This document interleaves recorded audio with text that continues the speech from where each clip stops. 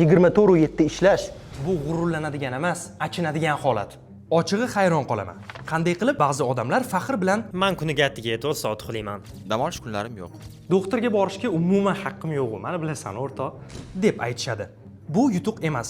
Bu to'g'ridan to'g'ri ruhiy tushkunlik va ichidan yonib kul bo'lishga olib boradigan yo'l. Ayniqsa tengdoshlarim orasida bunaqa qulab qolguvchi ishlash madaniyati ommalashib bormoqda.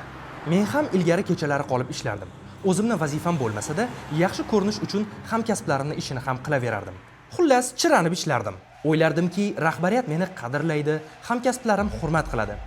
Aslida esa men shunchaki ular uchun kimningdir yukini ko'tarib yuradigan qulay odam bo'lib qolgandim.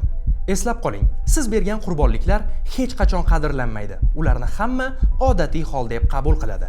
Eng qizig'i, agar siz o'zingizni avaylab ishlasangiz, sizni intiluvchan emas, maqsadsiz deb hisoblashadi.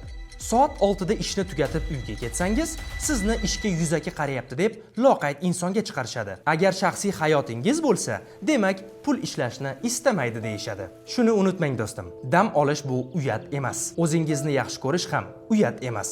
Ishdan ko'ra shaxsiy manfaatlaringizni yuqori qo'yish bu ham uyat emas. Bu dunyoda inson o'rnini inson bosadi. Yon atrofingizni qadrlang va sizni qadrlaydiganlar bilan ishlashga odatlaning.